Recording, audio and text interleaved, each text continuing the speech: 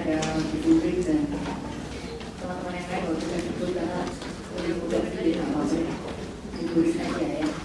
Nah, hari ini kita akan membahas ada dua hal sebenarnya yang mesti dibahas, yaitu saya sih sebenarnya berpikir Mbak Adriana dulu yang akan menjelaskan soal studi kasus, tapi rupanya Mbak Rina menyuruh saya duluan, jadi ya udah nggak apa-apa. Saya membahas dulu soal analisis teks sebenarnya ya.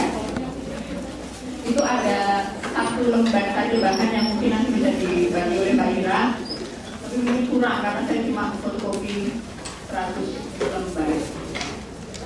Kita membahas soal analisis teks ya. Kalau kita ngomong analisis teks, sebenarnya kita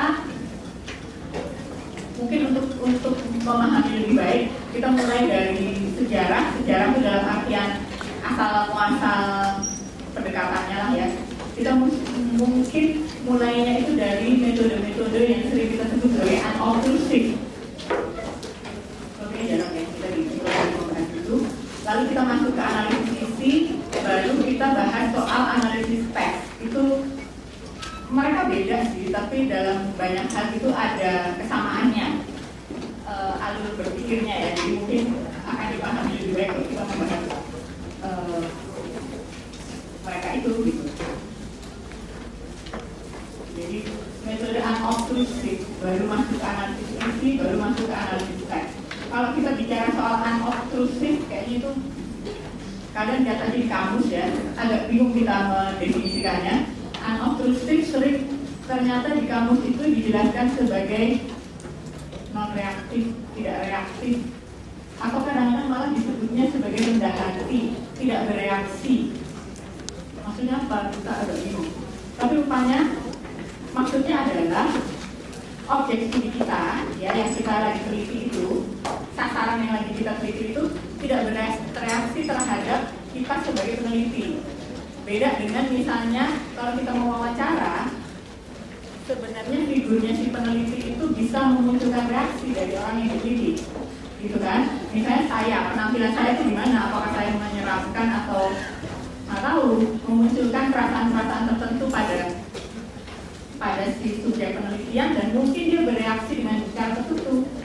Apakah dia akan bicara secara terbuka atau dia akan fokus pada hal-hal tertentu saja karena dia melihat bahwa saya tampaknya tuh karakteristiknya tertentu gitu ya.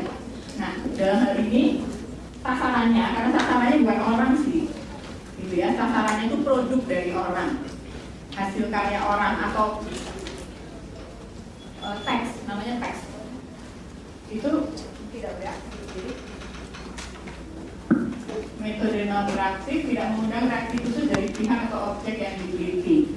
Nanti kita akan belajar bahwa analisis teks segala hal itu dilihat sebagai teks. Misalnya orang akan mengenal si X cenderung suka dengan baju yang warnanya kecoklatan, atau si A pakai jilbabnya jilbab panjang, si X pakai jilbabnya jilbab gaun, gitulah ya. Itu teks tuh, itu teks yang ditampilkan oleh orang itu teks. Lalu nanti kita ngomong diary, itu teks gitu ya. Teks itu pokoknya sesuatu yang tercipta secara sengaja ataupun tidak sengaja sebagai suatu ciri khas tertentu. Kita nanti akan bahas lebih lanjut. Nah, kalau kita ngomong metode unobtrusive, itu kita ngomong soal datanya kemungkinan besar adalah jejak fisik atau arsip atau dokumen yang paling gampang. Jejak fisik.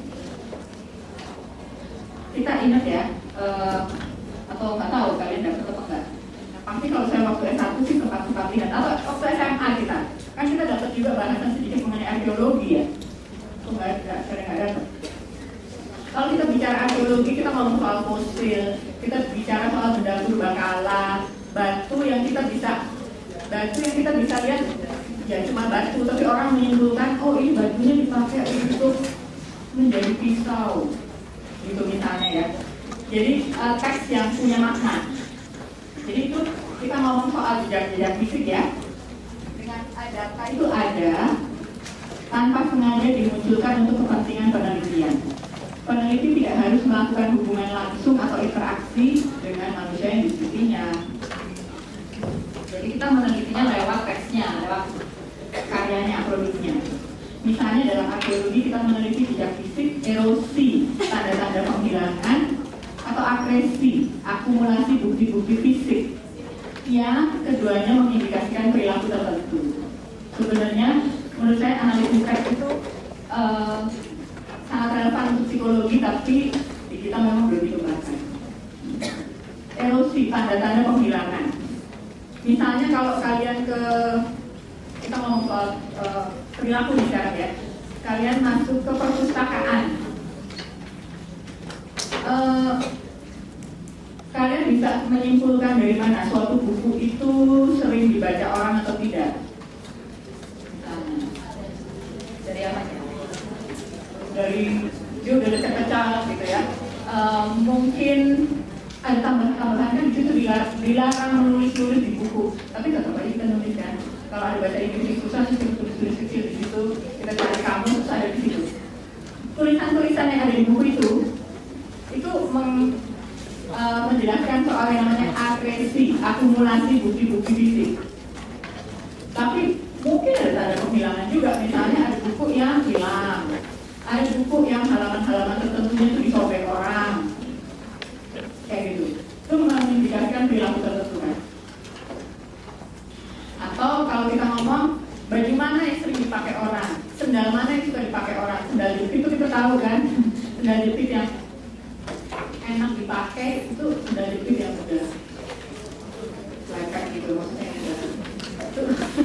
itu adalah erosi, ada penghilangan dulunya sebenarnya segini, itu jadi segini. Misalnya gitu ya. Kalian tolong cari sendiri contoh-contoh mengenai itu tadi ya, dan akresi. Silakan cari sendiri ya contoh-contoh lain. Nah, kita tadi ngomong soal unobtrusif, itu sudah dari contoh metode unobtrusif. Sekarang kita masuk ke analisis isi. Analisis isi dan analisis teks dapat dianggap sebagai bagian dari perkembangan unobtrusif itu tadi ya. Nah, sekarang persoalannya teks itu apa? Apakah teks itu merefleksi realitas atau teks itu mengkonstruksi realitas? Merefleksi realitas atau mengkonstruksi. Misalnya kalian lihat ke majalah atau koran Republika atau Kompas, dia merefleksi realitas atau mengkonstruksi realitas? Refleksi, konstruksi. Kenapa konstruksi? Dia akan menceritakan kejadian sehari-hari aja, atau kalian yakin bahwa ada konstruksi di situ? Gimana? Siapa yang tadi kayaknya saya dengar dari awal soal konstruksi? Nanti kita akan bahas lebih lanjut ya. Misalnya kalau teks di koran itu konstruksi realitas atau refleksi realitas? Kedua-duanya. Iklan itu konstruksi realitas atau refleksi realitas? Iklan konstruksi ya? Atau refleksi? Kan perempuan-perempuan pengen kulitnya putih, jadi ada produk pemutih. Apa sebaliknya? Gara-gara ada produk pemutih, semua perempuan jadi putih, lalu perempuan-perempuan jadi minder deh kalau hitam. Yang mana tuh? Coba ya, nanti kita pikirkan lebih lanjut ya.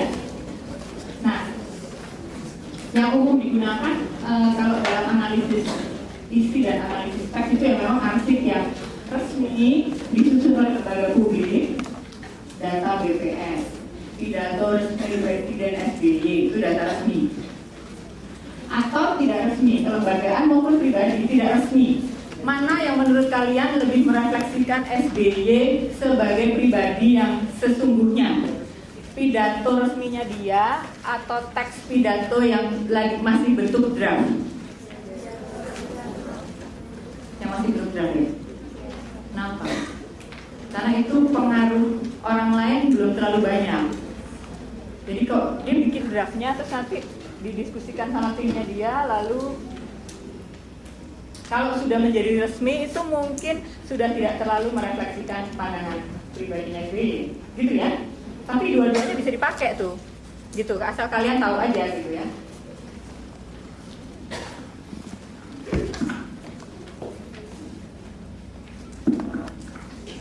Nah, jadi kalau kita ngomong teks itu hampir tidak terbatas. Berbagai produk hasil karya manusia, disengaja ataupun tidak, sebenarnya semuanya itu teks. Semuanya teks, iklan itu teks, tas yang dibawa orang itu teks, gitu. Ini tuh teks ya. Di sini nih ya, kalau misalnya kalian keluar semua, udah nggak ada nih saya petugas cleaning service, terus saya melihat di sini, saya bisa tahu oh pengajarnya laki atau perempuan ya. Ada sisa-sisa lipstiknya tuh perempuan berarti. Kecuali dia waria. Maksudnya anti teks, gitu ya. Lalu kita juga bisa lihat oh gila dulu pada lantainya itu penuh dengan lumpur, itu teks. Asumsi analisis. Nah, kalau kita belajar apa bedanya analisis isi sama analisis teks? Analisis isi memiliki asumsi bahwa teks itu merefleksi realitas. Gitu. Jadi seringkali penelitiannya menjadi suatu penelitian objektif yang dalam sejarahnya sifatnya kuantitatif. Kalau kita lihat buku-buku analisis ini, sebenarnya mereka berangkatnya dari pendekatan kuantitatif. Ini hilang masuk.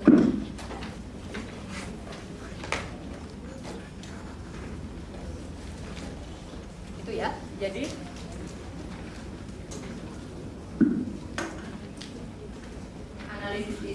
analisis isi asumsinya teks itu merefleksi realitas. Berarti penelitiannya nanti beda dengan model yang analisis teks. Yang kita lakukan apa kalau kayak gitu? Misalnya kita akan ngecek berapa banyak berita mengenai korupsi selama tahun 2010. Itu lebih merefleksi realitas. Fakta yang ada di lapangan aja yang tertampilkan di dalam berita koran kayak gitu. Ada berapa banyak sinetron, dan sinetron itu umumnya mencakupi tema-tema apa, ya. Sementara kalau analisis teks, asumsinya adalah bahwa teks mengkonstruksi realitas. Jadi beda banget. Teks mengkonstruksi realitas. Mungkin kita agak bingung, tapi coba bayangkan iklan-iklan. Kita bayangkan kampanye, iklan partai politik. Itu sangat mengkonstruksi realitas. Jadi kita dibikin, awalnya kita nggak tahu partai tertentu, tapi terus kemudian kita dibuat tahu, bahkan kita dibuat jadi, wah suka tuh partai itu, kayak gitu ya. Udah dibagi belum Mbak Kira? Berarti tolong dibagikan, aku boleh satu. Nah ini kan biasanya kita ngomong iklan tuh lah, perempuan ya kan. Saya menampilkan produk pria, silahkan dilihat apakah pria-prianya kalian sebagai pria cukup senang nggak kalau ditampilkan kayak gini? Berdua-dua kali ya, karena saya cuma fotokopi tadi 100 lembar. Kita lihat dari sini soal apa tuh analisis teks ya.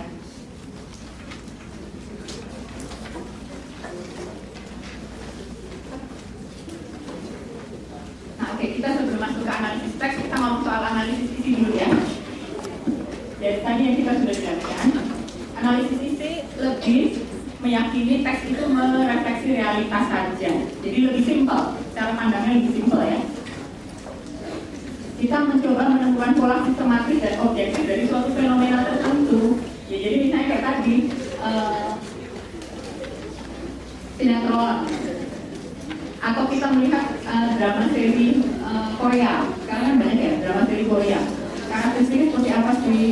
Secara umum aja, secara umum, gitu ya. Mendeskripsi suatu gejala seringkali di dalam frekuensi dan intensitas. Jadi misalnya kita mau ngecek sinetron di TV, kita akan mendaftarkan stasiun TV yang memproduksi sinetron itu berapa banyak sih?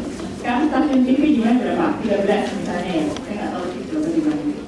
Berapa banyak yang produksi sinetron atau menayangkan sinetron, lalu kita akan ngecek sinetron itu kan kita daftar semua tuh, ya. Sinetronnya kita daftar, lalu kita daftarkan mana yang masuk ke prime time, mana yang tidak, lalu kita pilih. Tapi prinsipnya adalah kuantitatif dan deskriptif. Kuantitatif pasti ada sisi-sisi kualitatifnya ya, tapi nuansa kuantitatifnya masih banyak. Jadi seperti survei sosial ada pada suatu produk lah, bisa dibilang gitu. Yang terungkap dilihat sebagai realitas apa adanya.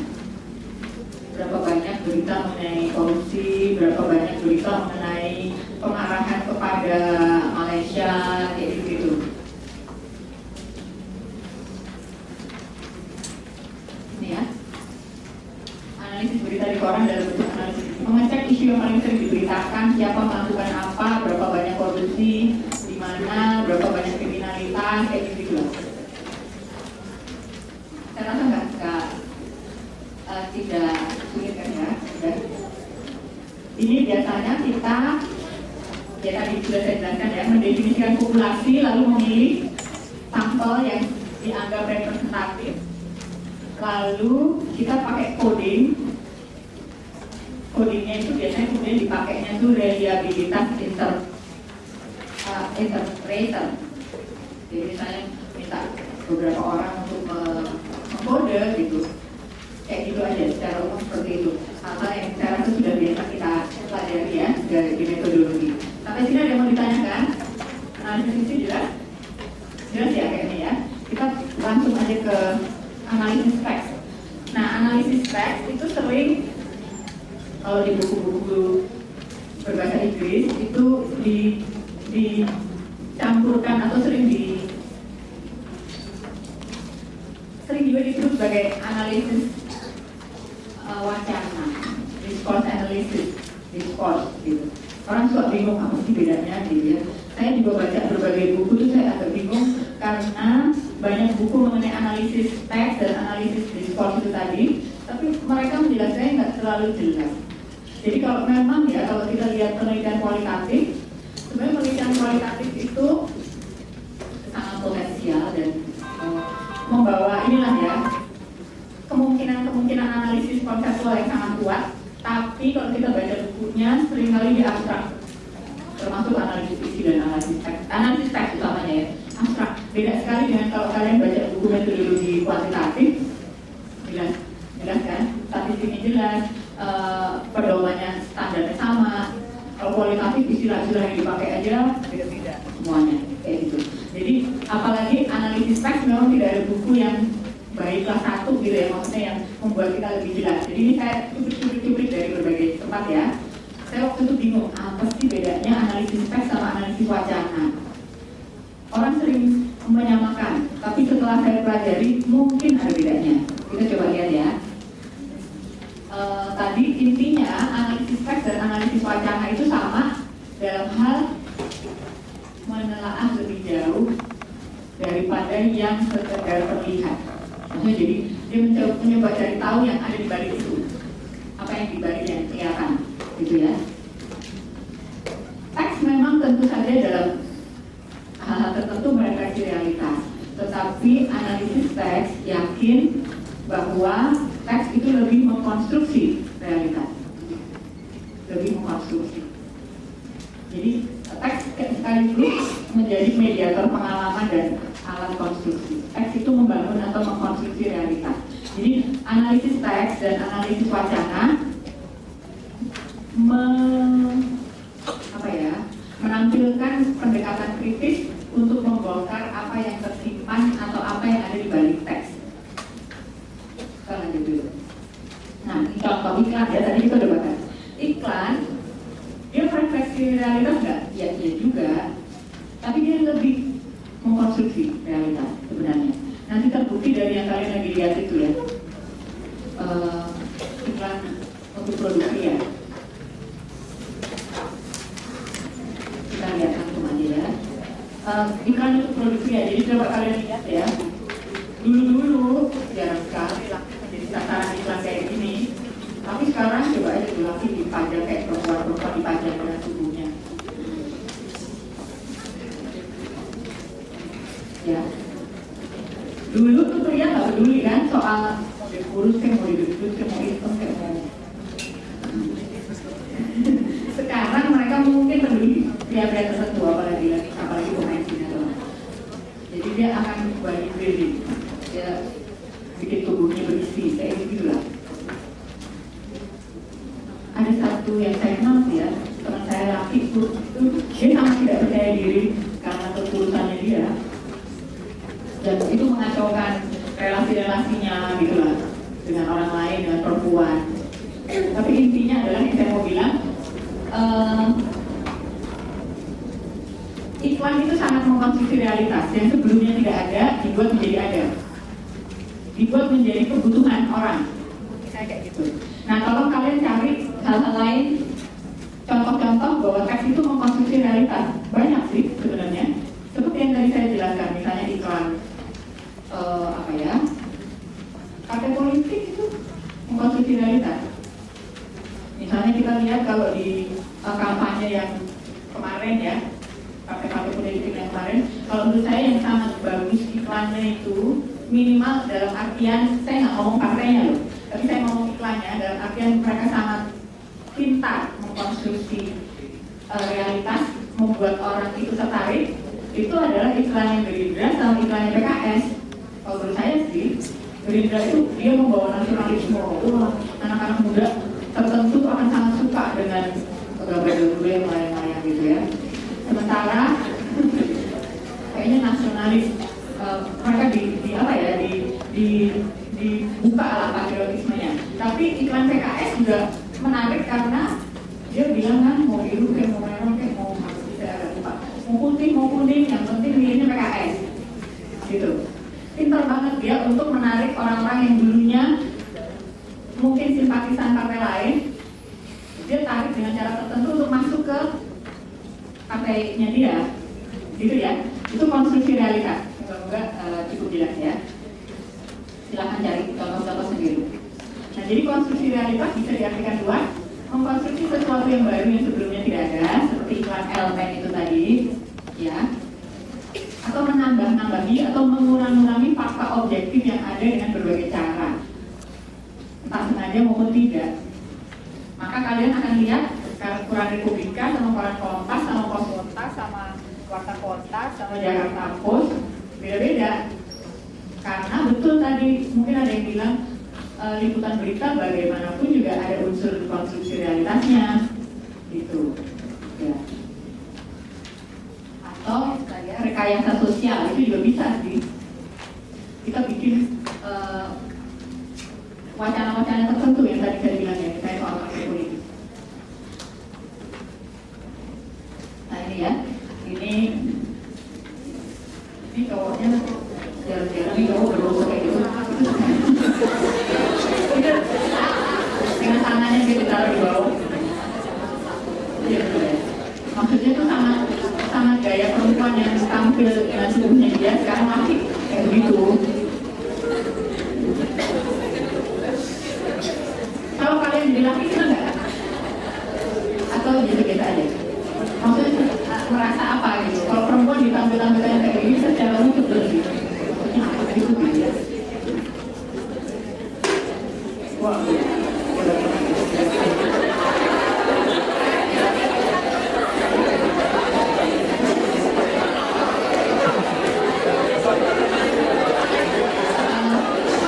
kalau dulu kan pesannya itu perempuan harus tubuhnya bagus, harus pokoknya fisik ya.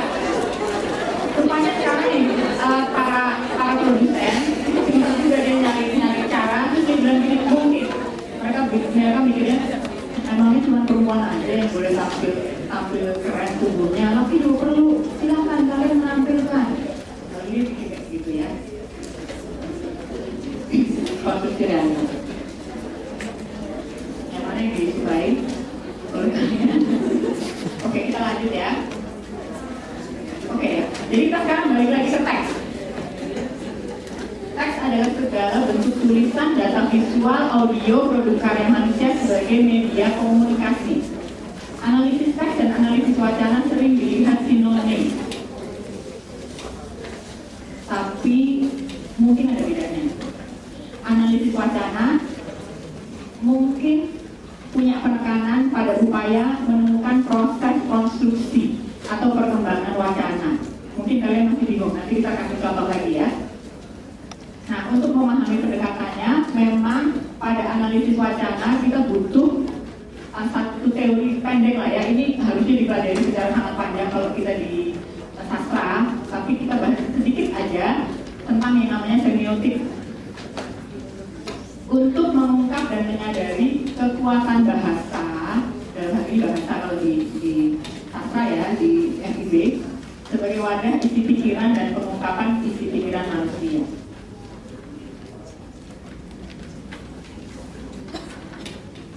Ini kayaknya saya ulang ya. Jadi hampir apapun semuanya itu buku, majalah, iklan, pidato, autobiografi, foto, pakaian, film, rekaman konseling, semuanya itu teks. Ya, semuanya itu teks, dan kalau kita ngomong analisis teks, nggak ada yang murni sebagai suatu fakta saja. Ada sesuatu di balik itu, ada konstruksinya lah, gitu ya intinya ya. Coba kita lanjut dulu. Nah, kita ngomong soal semiotik dulu ya. Semiotik adalah pendekatan atau metode memfokus pada pencarian jejak-jejak makna, menemukan kode-kode dan sistem-sistem yang mengkonstruksi makna. Ada dua tokoh yang sering disebut orang, yang namanya Roland Barthes sama Ferdinand de Saussure. Prancis sama Belgia kalau nggak salah ya. Dua-duanya dari Eropa. Saussure itu mengembangkan teori linguistik struktural yang meyakini bahwa bahasa adalah sistem makna. Kalian yang orang Jawa, ada yang masih bisa bahasa Jawa. Bahasa Jawa itu kan ada 3 tingkatan ya. Ada bahasa Jawa, tapi bahasa lain juga mungkin ada, saya nggak tahu paham aja. Bahasa Jawa ada bahasa Jawa Moko, bahasa Jawa yang ngomongnya itu ke orang yang rendah, ke orang yang setara, sama kita bilangnya kalau mikir. Kalau saya ngomong sama ibu saya, kalau saya pakai bahasa Jawa gitu ya. Bahasa adalah satu makna. Karena bagaimana saya ngomong ke orang yang ingin saya hormati itu beda dengan bagaimana saya ngomong ke pembantu saya. Kayak gitu ya. Makna, nah dari sini kita menyadari bahwa makna itu tidak saja muncul dari intensi pemberi pesan. Yang khas pada semiotik adalah itu ya. Makna itu nggak muncul dari intensi pemberi pesan, tetapi juga dari tempat atau lokasi tersebut di dalam sistem tanda. Kayaknya abstrak ini. Coba kita kasih contoh ya. Makna muncul dari rangkaian pemaknaan atau interpretasi yang dapat terjadi akibat kompleksitas sistem tanda. Misal gini loh, yang paling gampang tuh kalau kita ngomong rambu lalu lintas. Semua orang sepakat rambu lalu lintas ya. Ada hijau, kuning, merah. Ketika merah, orang harusnya berhenti. Ketika kuning, orang memperlambat jalan. Ketika hijau, dia jalan. Itu sistem tanda. Tapi orang memaknainya beda-beda. Secara umum sama. Tapi kalau di Indonesia tuh, ketika kita lampu kuning, kita bukannya memperpelan, kita mempercepat. Kayak gitu, makanya banyak kecelakaan di kita. Itu maksudnya ya. Jadi sistem tanda gitu. Nah, memang, jadi sistem bahasa berbeda memberi makna berbeda terhadap tanda yang sama. Tadi saya bilang ya, kenapa orang Indonesia waktu di Singapura itu dia bisa sepatu, waktu di Indonesia dia orang-orang kaya pakai mobil Mercy, dia lempar sampah dari mobilnya kayaknya.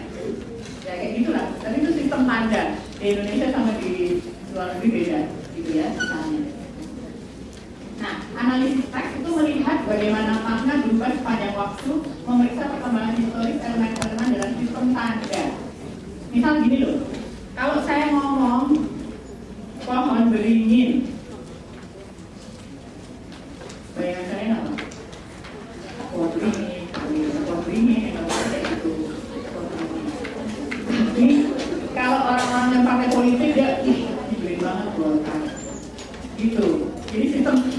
satu sama, tapi dimaknai beda-beda oleh kita ini. Jadi bergulir terus tuh. Ada orang pohon beringin, ya orang memahami ada yang ya udah pohon beringin. Ada lagi yang memaknai itu kan pohon besar, itu kan rindang sekali kalau lagi panasan enak kali ya berteduh di situ. Ada yang bilang pohon beringin itu kan bosan tuh, mau deh gitu ya. Nah jadi pokoknya ada perguliran terus. Nah ini ya, sementara ini tadi saya ngomong siapa itu? Ini si sosial ya, oke sosial. Sosial mengatakan minimal ada dua komponen sistem tanda. Ada yang namanya penanda, signifier penanda, ya. Ada yang namanya petanda yang ditandai, signify atau signify. Selalu ada perguliran makna. Misalnya gini ya, misalnya kita ngomong kucing itu penanda, penanda. Bayangan kita apa? Macam-macam. Ada yang orang, oh kucing, ya udah kucing, gambar kucing. Tapi itu bergulir terus maknanya. Kucing apa? Tahu? Silakan kalian pikir sendiri apa kucing. Oh tukang ngambil ikan, itu apa gitu lah. Ya. Itu bergulir terus. Misalnya ada, saya nggak tahu siapa yang suka sama cerpen ya. Ada penulis cerpen namanya Sri Syah. Ada yang pernah tahu nggak? Anak psikologi kalau bisa banyak baca cerpen juga ya. Supaya nanti kalau analisis kasus itu lebih dalam. Ada penulis namanya Sri Syah. Dia bikin cerpen judulnya Perempuan Suamiku. Maksudnya apa? Perempuan suaminya, bujunya suaminya. Gitu, seperempuan suami. Nah, saya cuma mau kasih contoh ini aja sebenarnya. Jadi tidak bermaksud apa-apa, cuma pakai contohnya dia. Jadi ada si contohnya ceritanya si perempuan ini yang lagi beda banget sama suaminya yang ternyata punya perempuan lain. Yang dia bilang dia nggak lebih cantik dari gue, lebih bego lagi. Kenapa dia jadi cinta sama perempuan itu gitu lah. Lalu dia menyimpulkan dasar laki-laki kayak kucing. Dia bilangnya gitu. Saya nggak bilang laki-laki kayak gitu. Saya mengacu ke sedikitnya. Jadi kayak kucing aja, oh sampah di tempat sampah juga diambil. Gitu. Saya cuma mau bilang soal perguliran makna, gitu ya. Nah itu sosial.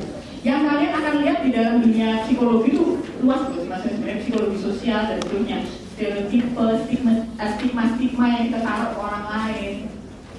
Misalnya kalau orang nggak kawin atau janda atau apalah orang yang gagal di dalam pendidikan, kita kasih stigma. Jadi kita ini ya bikin makna-makna baru lah, kasih bahasa-bahasa baru tentang orang itu. Sekarang ada Roland Barthes itu menjelaskan 3 tingkatan makna. Ada yang namanya denotatif, makna literer atau tingkat perseptual saja. Ada makna konotatif, makna dalam tingkatan citra dan nuansa. Ada makna yang namanya mitologis atau alegoris. Jadi itu bertingkat-tingkat. Jadi sangat juga di psikologi menurut saya menjadi sangat penting. Ini ya, kita ngomong yang denotatif, ya. Makna denotatif, makna literer. Kalau kita ngomong, aduh dingin nih, gitu. Dingin, gitu. Bergigil. Emang secara fisik, secara apa tuh suhunya dingin. Makna denotatif. Tapi kita bilang, ini orangnya dingin banget tuh. Gitu. Kita bilang, aduh panas nih, panas. Atau kita bilang, si Jupek panas banget. Gitu aja. Jadi yang satu makna denotatif, yang satunya itu makna konotatif.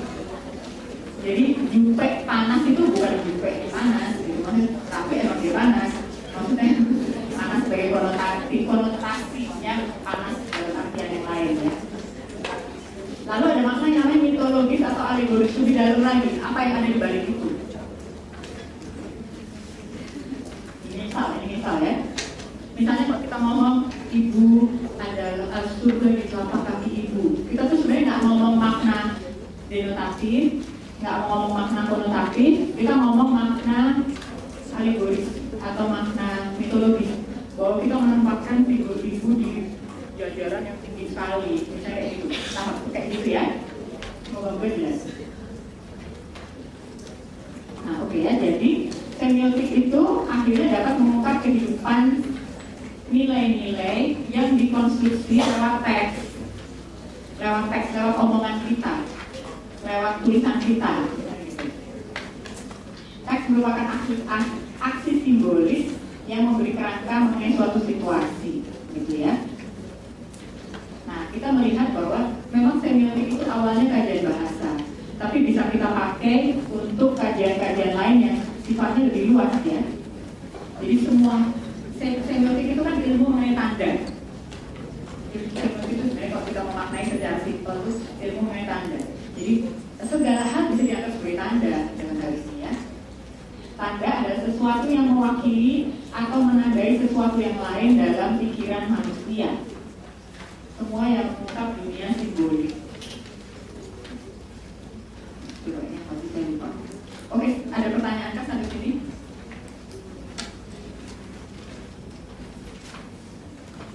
Nggak ada, jelas ya? Relevansinya sama psikologi ada? Banyak belum buktinya ya, kalian cari sendiri. Relevansinya apa untuk psikologi? Dunia manusia itu, dunia psikologi itu manusia itu banyak sekali hal-hal yang tidak objektif di luar aja, tapi yang di dalam kan bagaimana kita memberi tanda. Bagaimana saya menempatkan makna mengenai suku lain, mengenai agama lain, mengenai mengenai jenis kelamin lain, mengenai pekerjaan tertentu, kayak gitu ya. Nah, jadi semiotik itu sebenarnya bicara proses pengembangan ideologi, proses mitologisasi, mengungkap bahwa yang seolah-olah alamiah itu sebenarnya merupakan konstruksi sosial. Moga-moga jelas ya jadinya. Yang seolah-olah alamiah merupakan konstruksi sosial. Jadi semiotik juga meneliti atau mengungkap lapisan-lapisan realitas sosial. Gitu loh. Coba ini apa lagi saya mau ngomong? Oke, sedikit lagi ya. Nah, sekarang jadinya bedanya apa? Analisis teks sama analisis wacana. Sering dilihat secara sinonim, tapi kok kalau saya baca-baca buku terkesan ada bedanya juga ya. Terkesan ada bedanya dan ini penimbulan saya sendiri.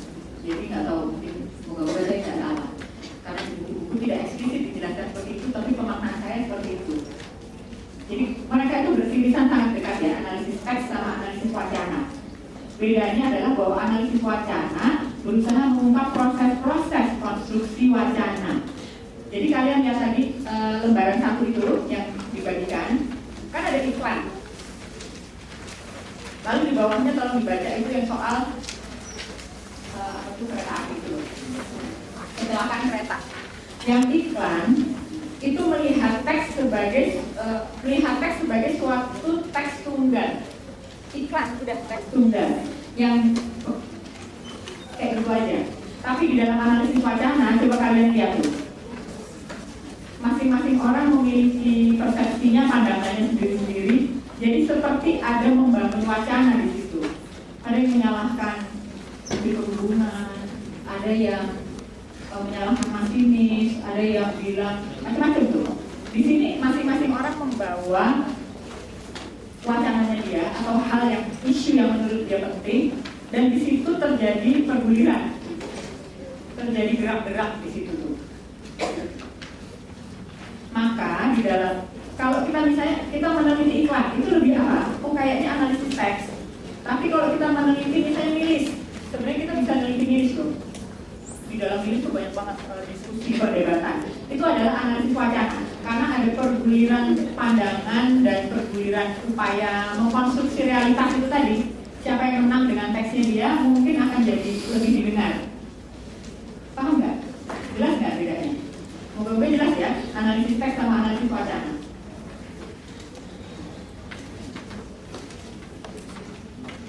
Nah, kita kasih contoh ya, misalnya proses konseling ya.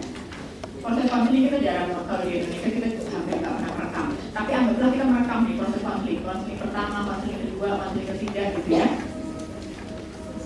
Kita lakukan dari waktu ke waktu, lalu kita melihat kesalahan saya sendiri apa. Kan kalau saya melakukan konseling, saya sering melakukan kesalahan juga kan. Misalnya saya bertanya dengan cara yang tidak tepat. Nah, ketika saya pelajari itu, saya lihat, waduh, salahnya gunanya. Lalu saya mengubah cara bertanya.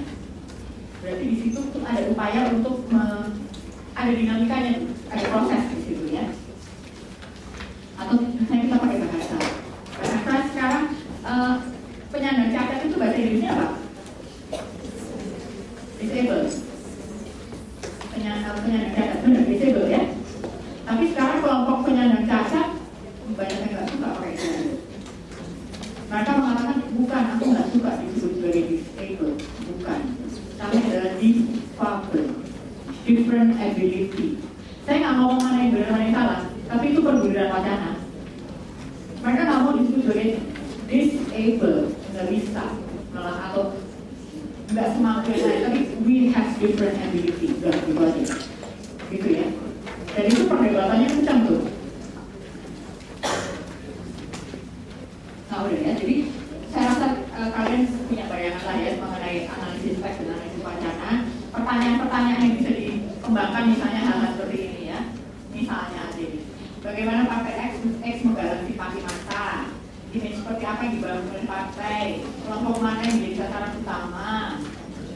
Kalau misalnya publik kontak jodoh tuh, kontak jodoh itu merefleksi realitas juga, orang-orang pengen punya jodoh gitu ya. Tapi dia mengkonsumsi realitas juga, jadi kita ingin mempengaruhi orang yang baca seorang wanita yang berkulit putih dan saya nggak ngerti apa aja yang ditulis di situ ya. Itu tuh bagaimana laki-laki dan perempuan pengguna rubrik kontak jodoh menjual diri dalam bahasa, maksudnya jual jodoh ya. Tapi kan dia kepengen dipilih kan sama orang yang baca itu. Gitu. Konstruksi apa yang tertampilkan dalam konflik, misalnya konflik polisi dan KPK yang kemarin tuh soal cicak dan buaya kayak gitu ya. Saya rasa itu. Nah, memang di dalam penerapannya nanti kalian bisa menganalisis film, menganalisis macam-macam, ada banyak, menganalisis foto, menganalisis macam-macam hal, gitu ya. Milih sebenarnya juga bisa kalau datanya banyak. Kalau kita menganalisis film misalnya, kita lihat tema utamanya apa. Apakah ada tema-tema implisit atau enggak? Metafora yang dipakai apa? Metafora. Itu sangat kental ya, dan itu sangat psikologis kan metaforanya. Kalau orang ngomong gini ya, curhat sama kita, terus dia bilang, hidup gue udah kayak keset aja nih. Terus habis kayak keset. Apa ya? Kita bingung. Kayak gitu. Wah, dia kayak hidup sampah orang, kok apa gitu, dia buru-buru sekali. Tapi itu metafora. Semakin pandai, semakin meruduk. Seperti padi yang, apa tuh? Padi matang yang meruduk. Gitu-gitulah, itu metafora. Nilai yang disodorkan apa, karakteristik tokohnya, kayak gitu-gitulah ya. Kalian bisa belajar lebih detail lah mengenai hal-hal yang bisa dianalisis. Agennya siapa? Film saya lagi lumayan senang nonton serial Korea, jadi saya sambil lihat. Dan serial Korea itu menarik karena umumnya ditampilkan karakternya sangat jelas ya. Dan nggak boleh-boleh. Kalau di Indonesia tuh bisa yang hebat, baik banget, terus tiba-tiba jahat, terus tiba-tiba sedih terus gitu, banget sih kalau film Korea tuh jelas banget karakternya dari awal sampai akhir gitu ya. Jadi lebih pintar psikologi orang Korea. Mungkin daripada kita bikinnya kacau banget, nggak mungkin secara psikologi itu film. Saya rasa itu ya yang saya ingin sampaikan. Ada pertanyaan kah?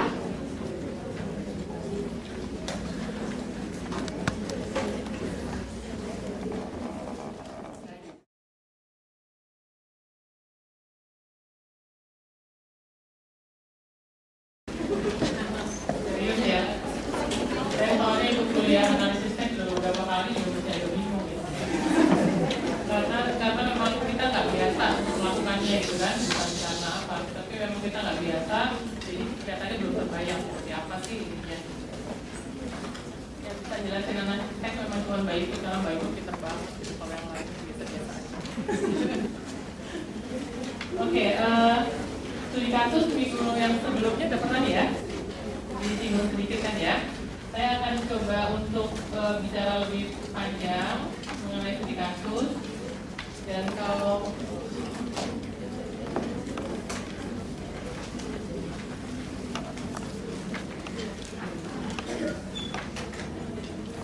dan misalnya mau baca bukunya, ada yang tertarik untuk bikin skripsi studi kasus, bisa fotokopi kalau misalnya ada yang mau ya.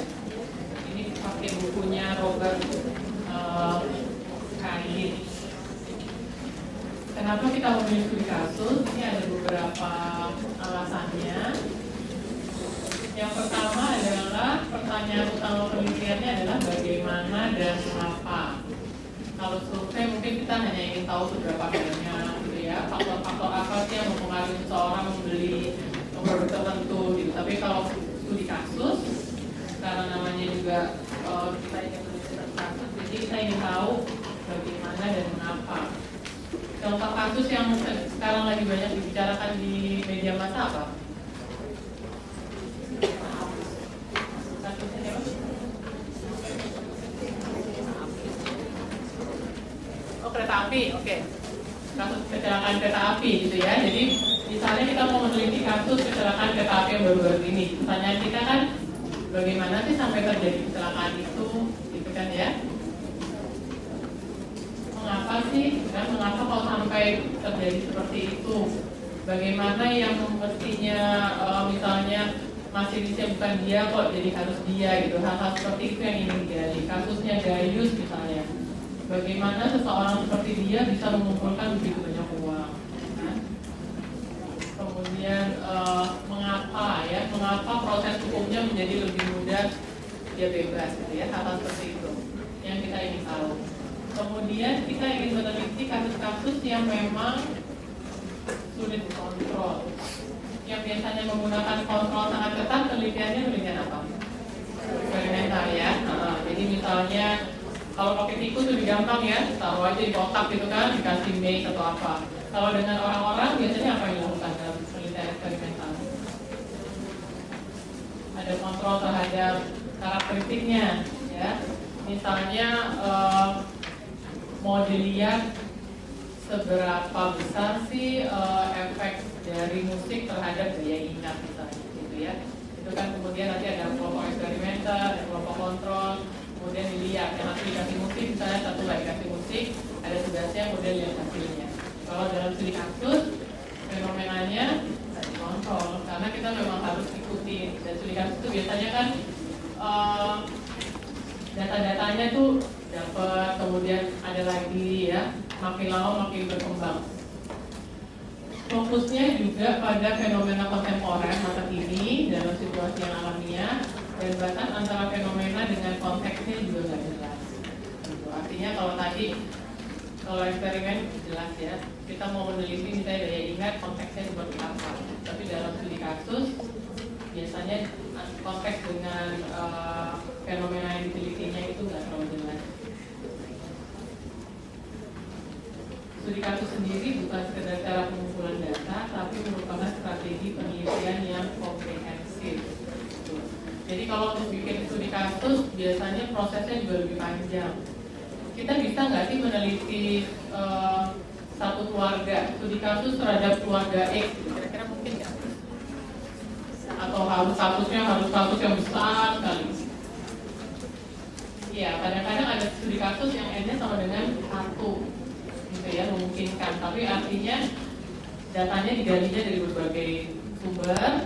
Kemudian juga selain meluas, yang penting adalah mendalam. Jadi data-data yang digali itu lebih mendalam.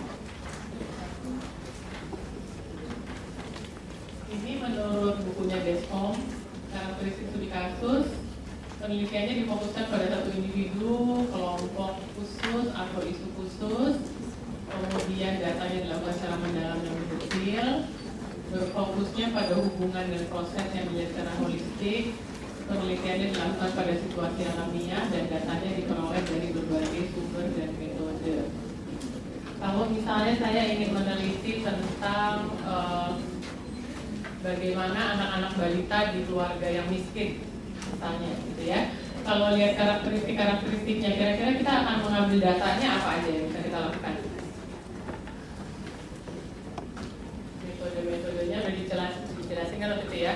Metode yang bisa kita pakai kira-kira apa?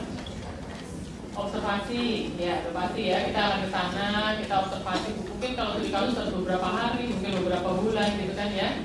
Yang kita observasi apakah anaknya saja atau konteksnya juga. Ya, keseluruhan konteksnya gitu. Kemudian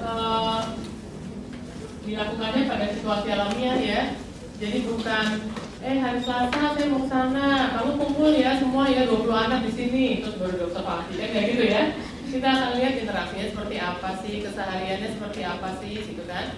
Kalau mereka punya konflik dengan anak lain atau pada saat orang tuanya menyuruh mereka melakukan sesuatu, apa sih yang terjadi gitu. Hal seperti itu ya. Jadi konteksnya alamiah.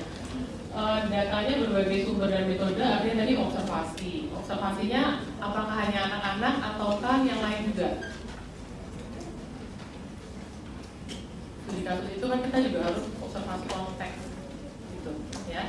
Jadi mungkin anak-anak miskin yang di keluarga pemulung beda dengan anak-anak miskin yang di daerah pertanian misalnya gitu kan. Terus selain observasi apalagi yang bisa dilakukan? Cuma itu aja. Penelitinya diem aja gitu, observasi dari jauh. Ya wawancara ya. Bisa wawancara orang tuanya, wawancara siapa lagi untuk dapat data mengenai anak-anak dari kelompok miskin? Dari ibunya. Selain itu, kita boleh wawancara orang-orang yang ahli di bidang kemiskinan nggak? Iya, gitu. Jadi sumber datanya banyak. Dan data yang kita kumpulkan itu juga cuma bukan hanya sekedar yang di permukaan aja, tapi mendalam. Ya, mendalam dan menyeluruh sehingga nanti kita bisa melihat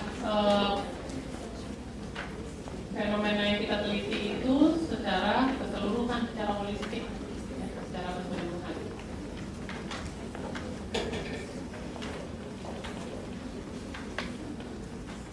Nah, tapi ada juga nih kritik terhadap studi kasus, ya, terutama pada mereka-mereka yang orientasinya lebih ke kuantitatif. Kritik pertamanya adalah rendahnya akurasi dan kedalaman hasil studi kasus. Jadi bisa aja penelitinya bias gitu ya. Prosedur penelitiannya juga masih sistematis. Saking inginnya meneliti sesuatu yang luas, kita juga nggak konsisten terhadap observasinya. Apa sih observasi ya? Nggak disiapkan mungkin, atau wawancaranya juga nggak mendalam gitu. Sehingga hasilnya memang nggak terlalu bagus. Kritik lain adalah dasar generalisasinya kurang kuat. Sebenarnya tujuannya studi kasus untuk generalisasi atau memahami kasus? Iya, jadi sebenarnya tujuannya memang bukan meneliti ini nanti bisa juga digeneralisasi ke yang lain-lain, tapi ingin tahu secara mendalam, ya, bagaimana sih prosesnya, bagaimana sih bisa terjadi seperti itu, gitu. Tapi itu kritiknya gitu ya. Waktu penelitiannya lama ya, pasti karena kita ingin datanya juga banyak. Kalau yang peneliti pemula terus agak bingung, datanya udah ngumpul semua, terus kita bingung nih diapain ya gitu. Cara nulis laporannya bagaimana ya, analisisnya gimana ya gitu. Dan juga susah memilih peneliti yang handal untuk melakukan studi kasus. Artinya kalau kita peneliti awal, terus kita muluk-muluk, kita pengennya meneliti yang sesuatu yang sangat unik di berbagai daerah gitu ya, terus sumber datanya juga banyak. Kalau penelitinya nggak bagus, otomatis nanti laporannya juga analisisnya nggak bagus, laporannya nggak bagus gitu. Ngambil datanya mungkin bisa, tapi pengolahannya nggak bagus. Jadi memang studi kasus ini kalau dilakukannya nggak dengan desain yang baik, dengan perencanaan yang baik, dan si penelitinya cukup pandai gitu ya, cukup pengalaman, hasilnya bisa juga sangat bagus. Ini beberapa komponennya. Yang agak berbeda kalau untuk penelitian lain sama sih, masih ada pertanyaan penelitian, masih ada. Proposisi itu biasanya semacam hipotesis kerja, jadi bukan apakah ada hubungan antara A dengan B gitu ya, apakah kelompok laki dan perempuan berbeda, tapi lebih ke hipotesis kerja yang mengarahkan kita dalam pengambilan data. Kemudian yang paling penting ditentukan juga adalah unit analisisnya gitu.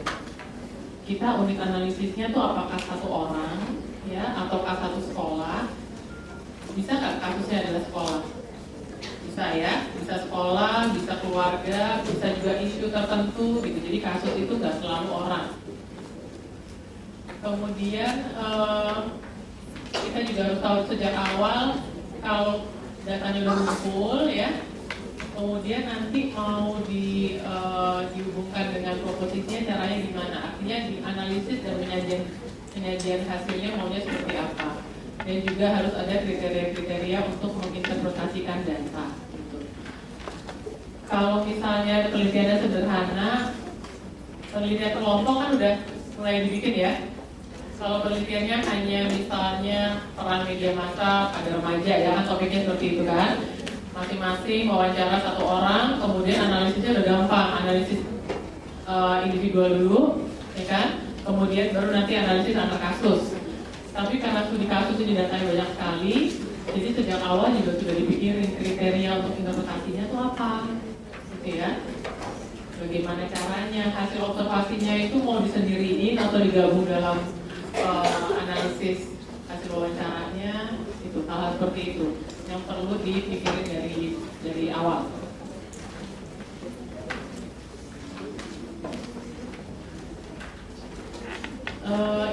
Ini juga menurut Yin ya, desain studi kasus itu bisa kasus tunggal, bisa juga kasus ganda. Kasus ganda itu artinya kasusnya lebih dari satu. Ini kita lihat dulu yang kasus tunggal.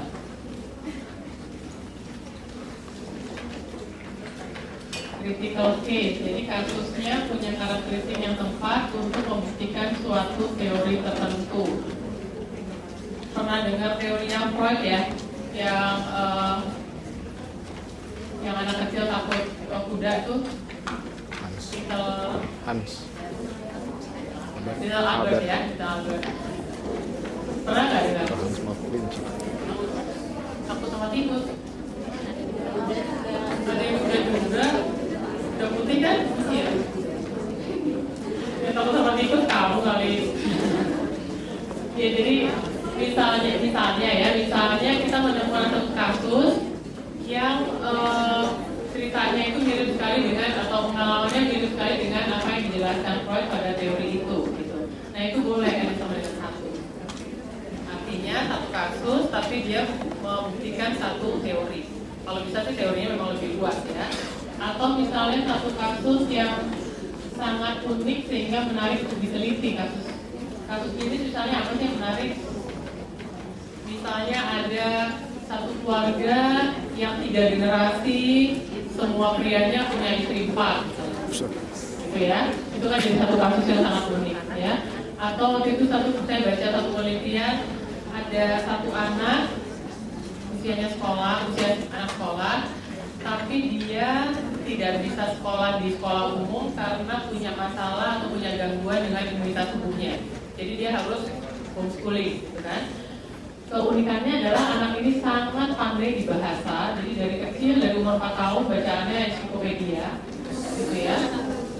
Senang sekali dan bisa hafal, tapi matematikanya jeblok sekali.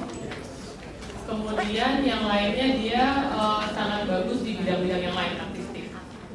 Nah ini jadi penelitiannya memang sama dengan satu.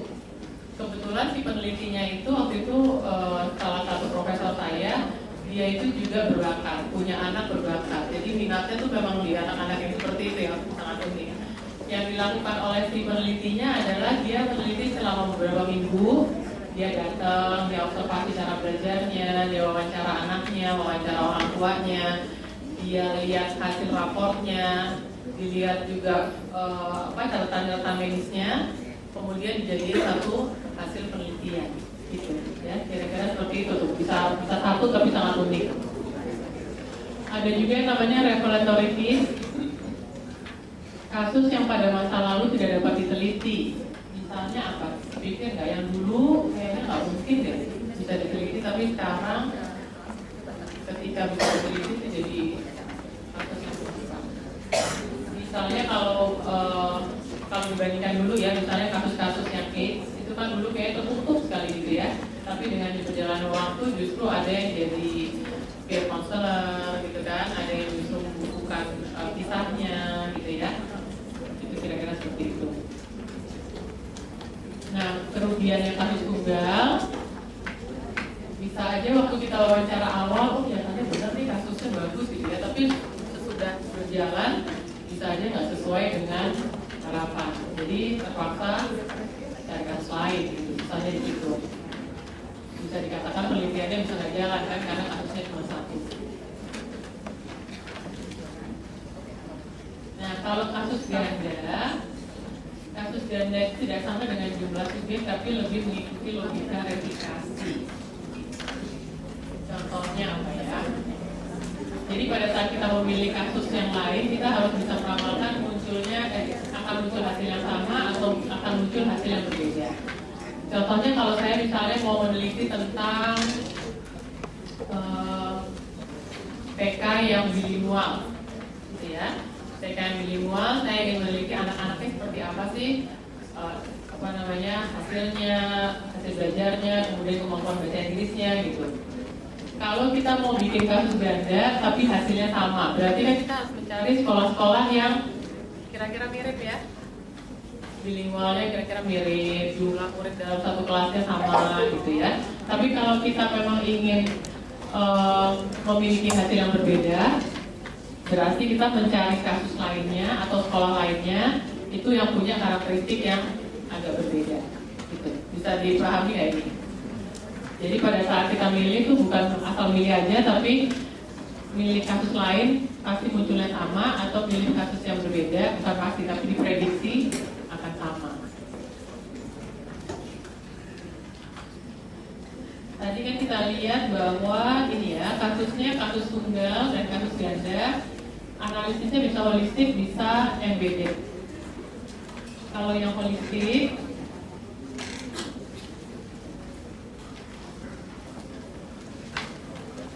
itu artinya penelitiannya kasusnya satu kalau tunggal, kemudian analisisnya holistik, maksudnya data-data yang ada itu dilihat secara keseluruhan.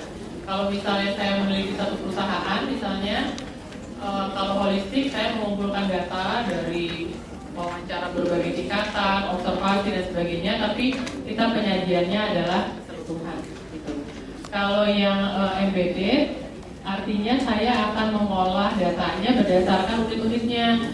Misalnya unit ke kepala subbag ya, atau kepala bagian, datanya seperti apa.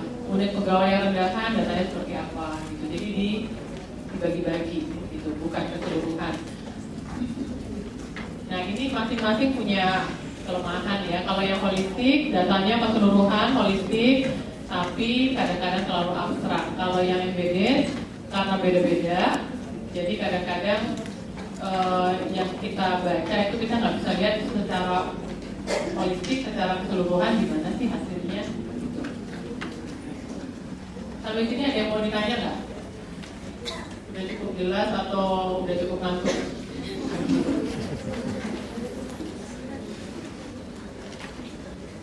Ini persyaratan penelitinya, nanti dibacanya sendiri ya.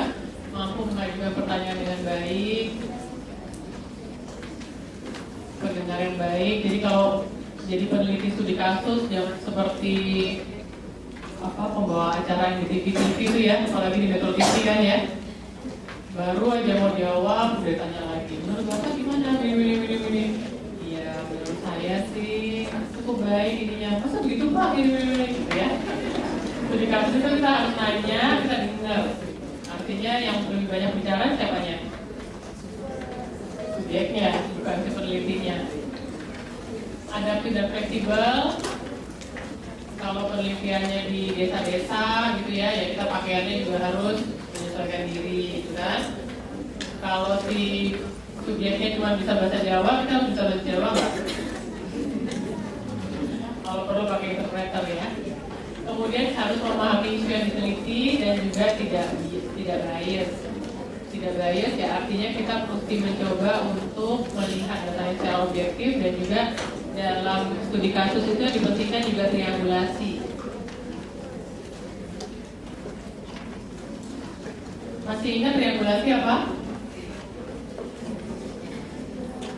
Triangulasi apa? Dalam studi kasus menjadi sangat penting triangulasi.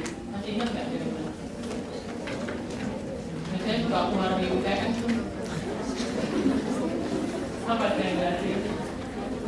Artinya kita menggunakan beberapa ya dalam penelitian kualitatif kita memang harus menggunakan berbagai sumber data sebaiknya ya atau berbagai sumber data dan berbagai metode supaya hasilnya lebih kredibel.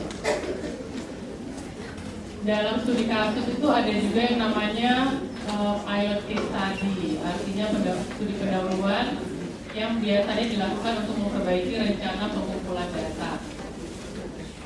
Yang namanya pilot case study ini bukan riset ya, dan biasanya dilakukannya berdasarkan kemudahan. Jadi contohnya misalnya Anda bikin kelompok mau penelitian di Sumatera, gitu ya, di satu tempat lokasi. Anda udah tahu lokasinya di mana, kira-kira orang-orang yang akan diwawancara seperti apa, topiknya apa dan sebagainya, desainnya kira-kira udah jadi.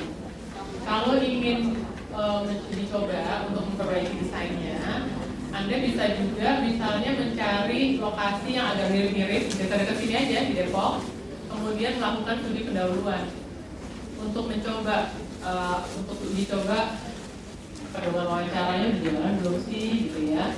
Kira-kira kalau pengambilan datanya kesulitan-kesulitannya apa aja, gitu. Dan nanti ketika ada data awal akan bisa dibikin preposisinya, ya preposisinya bisa dibikin, kemudian nanti pada saat sampai ke sana sudah lebih bagus. Pertanyaan pada pilot case tadi ini biasanya juga lebih meluas dan tidak terlalu terfokus, jadi beda dengan yang desainnya karena untuk dapat data-data di awal.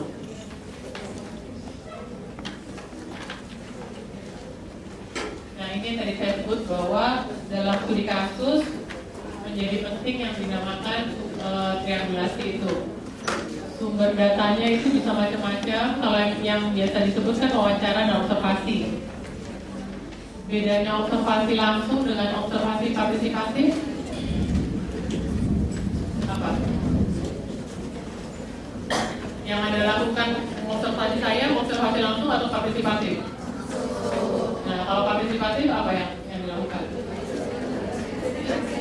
Belajar gitu ya, atau ikut bantuin saya komputernya ya, atau apa lagi? Partisipatif yang kebayang dalam situasi apa kita partisipatif?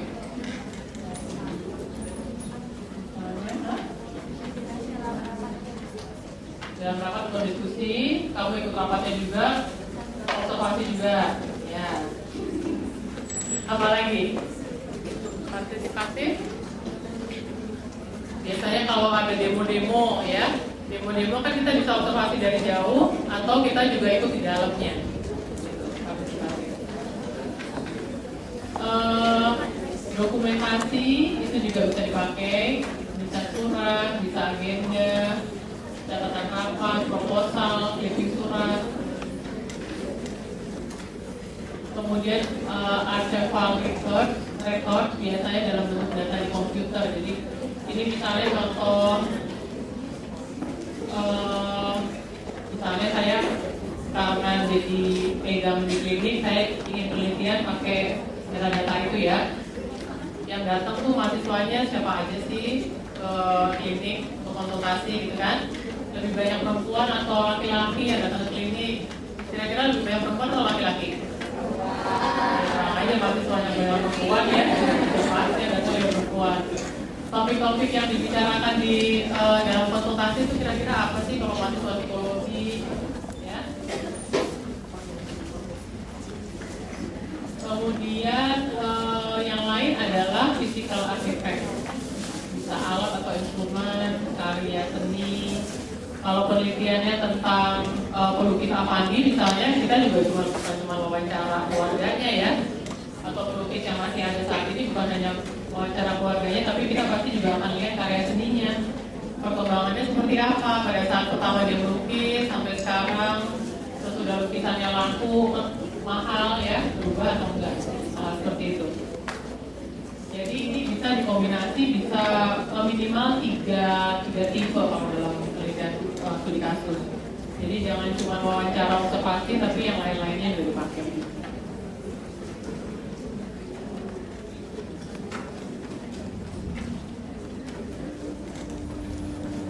Prinsip pengumpulan datanya yang tadi triangulasi, bisa triangulasi sumber data, triangulasi evaluator, triangulasi teori, atau juga triangulasi metode.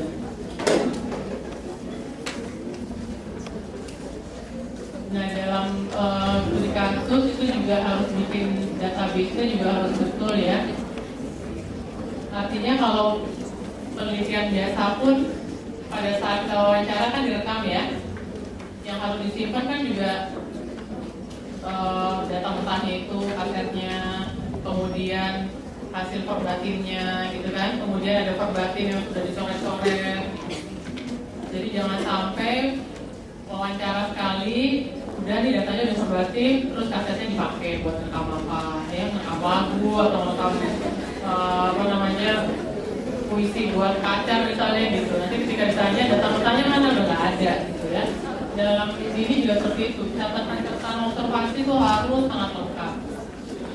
Annotated bibliografi pernah dengar? Yang ini seperti ya. Annotated bibliografi itu semacam ini, jadi setiap kali baca buku itu kita bikin catatan kecil, judulnya apa, berapa halaman, tahunnya berapa, kemudian kita juga si penelitinya harus nulis buku ini isinya apa aja sih, menurut si penelitinya isi bukunya menarik atau enggak, yang unik dari buku ini apa gitu. Jadi nanti ketika ingin tahu dapat data, kemudian mau merujuk ke buku, tinggal dilihat di annotatednya di mana kira-kira ada. Ya itu gunanya seperti itu. Kemudian mungkin juga ada tabulasi data kuantitatif dan juga naratif, jawaban-jawaban terhadap pertanyaan. Nah, yang menjadi penting juga dalam studi kasus itu adalah adanya ini chain of evidence. Jadi memungkinkan si pengamat eksternal untuk mengikuti tahapan diperolehnya bukti atau kesimpulan. Dalam studi kasus itu kita juga mesti setiap kali pengambilan data kita harus catat. Tuh. Jadi ketika kita dapat hasil misalnya, oh anak-anak dari kalangan orang miskin itu dalam pemecahan masalahnya seringkali tidak efektif karena apa misalnya gitu ya. Ini dapat dari mana sih datanya? Kita harus tahu pendukungnya apa aja, hasil wawancaranya apa, ya, hasil observasinya apa yang mendukung hasil ini. Gitu. Jadi memang kita mesti lihat ada rangkaian bukti-bukti untuk kemudian bisa mendukung kesimpulannya.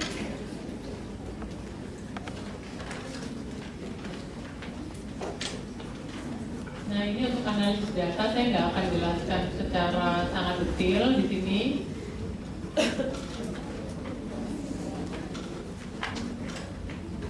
Ada strategi umum dan teknik analisis khusus. Nanti kalau mau dilihat di bukunya, mungkin saya hanya akan bicara tentang yang 3 itu ya. Yang pertama, strategi umum merujuk pada preposisi teoretis. Ini sama seperti misalnya kita bikin pertanyaan utama dan juga pertanyaan tambahan ya, pertanyaan turunan kan ya. Preposisi itu kan juga bisa beberapa preposisi. Nah, ketika datanya ada, kemudian kita akan merujuk datanya ini kalau dikaitkan dengan preposisi pertama, sama nggak sih? Gitu, ya. Misalnya penelitiannya tentang bagaimana orang-orang yang pernah mengalami tsunami gitu ya bisa pulih dari traumanya. Misalnya itu penelitian kita studi kasusnya ingin mengarah pada situ. Kita mungkin akan punya preposisi-preposisi, misalnya orang-orang yang memperoleh banyak dukungan sosial akan pulih lebih cepat dibandingkan orang-orang yang dukungan sosial yang sangat terbatas. Gitu. Nanti dari hasilnya kita ada data-data, kita uraikan lebih panjang ya seperti apa, kemudian kita merujuknya ke gitu. Jadi dia menjawab atau sesuai dengan preposisi yang sama gitu. Nanti ada juga misalnya preposisi lain, bantuan-bantuan dari luar itu kalau terlalu banyak ternyata justru nggak efektif misalnya. misalnya gitu ya. Terus kita juga cari ada nggak bukti-buktinya, dikaitkan juga ke preposisi itu. Jadi sama sebenarnya kayak kita menjawab pertanyaan-pertanyaan seperti penelitian kecil itu juga, tapi bentuknya lebih ke preposisi. Strategi umum yang lain adalah menguji penjelasan yang berlawanan. Jadi artinya ada beberapa penjelasan, kemudian kita mencoba melihatnya bukan hanya deskriptif aja, tapi juga dikaitkan juga dengan penjelasan yang bertentangan dengan hasil. Gitu. Dan yang ketiga yang mungkin yang lebih umum itu mengembangkan deskripsi kasus. Kalau misalnya saya meneliti ada 5 kasus gitu ya, satu kasus itu kan datanya kan dari dia juga, dari keluarganya, dari hal-hal lain. Mengembangkan deskripsi kasus artinya satu kasus itu saya uraikan secara sangat lengkap, secara sangat lengkap dan secara sangat mendalam. Bisa membedakan nggak sih antara pertanyaan yang meluas dengan pertanyaan yang mendalam? Wawancara mendalam kan tahu ya. Kalau misalnya saya menanyakan kepada ininya nih, kepada si subjeknya, bisa diceritakan nggak sih pengalaman kamu ketika pertama kali masuk ke fakultas psikologi, gitu ya? Terus dia mengatakan, oh ya senang sekali, gitu, karena cita-cita saya memang masuk psikologi. Pertanyaan yang mendalam, seperti apa? Kenapa sih kamu ingin masuk psikologi, misalnya gitu kan? Ya karena saya senang psikologi. Kenapa kamu senang psikologi? Ya gitu. Jadi artinya gini, pertanyaan pengembangan deskripsi kasus itu artinya satu kasus itu diteliti secara mendalam. Pertanyaannya yang tadi ya, depan ya, bagaimana dan mengapa itu, bukan hanya coba ceritain deh. Oh iya, terus sekarang kalau pengalaman lain, coba ceritakan gitu. Pendalam itu apalagi kalau penghayatan. Bisa kamu jelaskan nggak sih seperti apa? Bisa kamu beri contoh nggak sih? Misalnya kalau satu fenomena tertentu diteliti secara lebih dalam. Kalau yang 1, 2, 3, 4 nanti bisa dibaca sendiri ya di bukunya. Pattern matching itu artinya sudah ada pola-pola yang kita asumsikan akan muncul, kemudian kita tinggal dicocokin. Cocok nggak sih data kita dengan itu gitu. Explanation building, yaitu karena tadi pertanyaan yang ingin dijawab adalah why and how. Jadi akhirnya di sini lebih ke penjelasannya. Time series analysis itu nanti berdasarkan waktu dan juga logic model, ada penyajiannya itu berdasarkan pemikiran yang logis.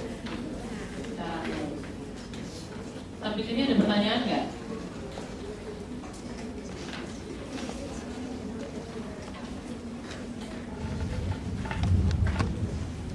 Betul ya, ada pertanyaan. Kalau kuliahnya kelas besar gini mau nanya juga susah ya. Saya mau jalan-jalan juga susah karena kasihan yang megangin nanti susah. Tadi saya dari apa namanya sudah diwanti-wanti jangan terlalu banyak jalan. Oke, ini contoh studi kasus. Campus response to a student garment. Jadi penelitiannya adalah tentang kekerasan di kampus. Pernah dengar mungkin waktu itu ya ada kejadian di mana satu mahasiswa ternyata dia nyimpan pistol ya. Pokoknya senjata-senjata lah, kemudian dia nembak-nembakin orang-orang di kampusnya. Jadi yang dilakukan oleh penelitinya adalah dia introduksinya adalah tentang kekerasan di kampus, kemudian deskripsi tentang kejadian-kejadiannya, kemudian ada pengumpulan data melalui wawancara, observasi, dokumen, dan rekaman video udah pasti. Gitu. Jadi kalau memang kebetulan waktu itu ada yang sempat rekam, tak pakai HP, tak pakai webcam, video cam, video cam, kemudian dianalisis juga. Nah hasilnya itu yang disebutkan adalah tema-tema pentingnya, analisis berdasarkan konstruk atau teori, dan juga saran tentang penanganan ini contohnya. Jadi studi kasus itu bukan hanya cerita gitu ya, tapi dia juga akan menganalisisnya berdasarkan teori-teori yang ada, dan akhirnya nanti juga bisa memberikan saran mengenai cara-cara penanganan masalahnya gitu.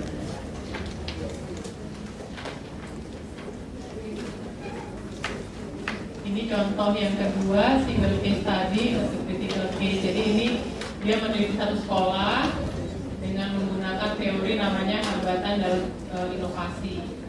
Jadi ada satu teori yang mengatakan bahwa sekolah-sekolah itu tidak bisa berkembang karena masalah mereka tidak melakukan inovasi secara baik. Ternyata ada satu sekolah yang sangat berbeda dengan teori ini. Jadi akhirnya dia pilih untuk kemudian mengkritik atau mencoba untuk membuat satu penjelasan lain yang tidak sesuai dengan teori yang sudah ada.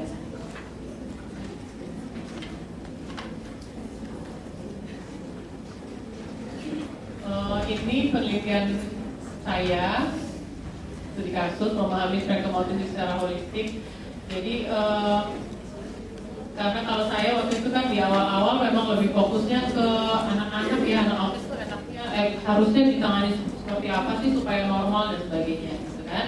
Tapi dengan berjalannya waktu kemudian saya terpikir kenapa sih anak-anak ini harus diarahkan ke normal gitu. Yang tadi Mbak Ibu juga mengatakan ya, bukan disable, tapi mereka menurut saya juga disable. Mereka punya kemampuan yang baik di bidang-bidang yang lain. Ada yang pernah tahu anak autis kemampuannya yang bagus di mana? Masalah utamanya komunikasi, sosialisasi gitu ya, minatnya juga sempit. Pernah dengar nggak yang punya kemampuan berapa? Musik, ya. Kemampuan main musik ya. Ada yang dia dengar lagu sebentar, dia dengerin lagi 2 kali, terus dia bisa main di alat musiknya tanpa belajar. Ada yang walaupun komunikasinya nggak bagus, tapi dia bisa menghafal 100 lagu. Menggambar juga banyak, gitu ya.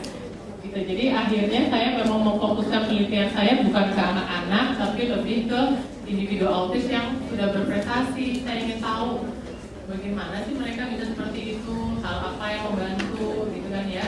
Bagaimana mereka berbeda dengan mereka yang non autistik. Jadi sumber datanya saya melakukan wawancara juga, observasi, terutama yang saya banyak buku baca adalah autobiografi, dan kemudian hasilnya itu saya mencoba untuk membuat satu penjelasan baru, kerangka teori baru. Ya, kira-kira seperti itu kalau studi kasus. Kita berbagai macam. Ada pertanyaan nggak sampai sini?